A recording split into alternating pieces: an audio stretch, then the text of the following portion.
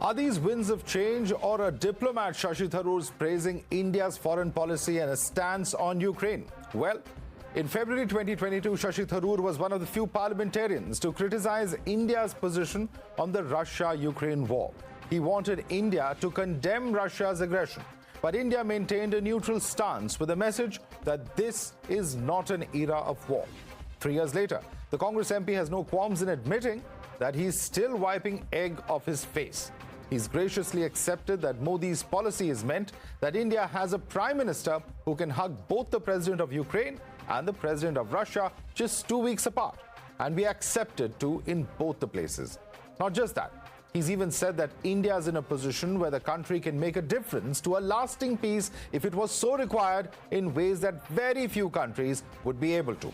Will Rahul admit too is the big question.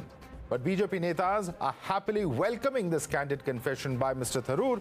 Congress seems to be distancing itself by saying that these are only Tharoor's views, perhaps forgetting that Shashi Tharoor led the party's charge on the issue in Parliament. Sample the political war of words, and then we open this up for debate. I was the one person in the parliamentary debate who actually criticized the Indian position at the time, back in February 22. 3 years later, it does look like I'm the one with egg on my face, because clearly the policy has meant that India has actually a prime minister who can hug both the president of Ukraine and the president of Moscow 2 weeks apart and be accepted in both places. देर आए दुरुस्त आए अच्छी बात है। आज विदेश नीति में नरेंद्र मोदी की सरकार और उनके द्वारा स्वयं के लिए गए जो भी निर्णय होते हैं वो भारत के हित में होते हैं।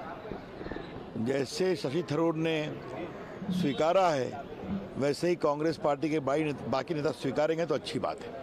We need to understand that for India's interest, Congress always stands. Shashi Tharoor is a senior diplomat, therefore he has his views on the diplomatic and the foreign relations. India is always a country which should maintain its neutrality with the friendship with all other countries, and we all know that India's non-alignment policy for long has been strength for us.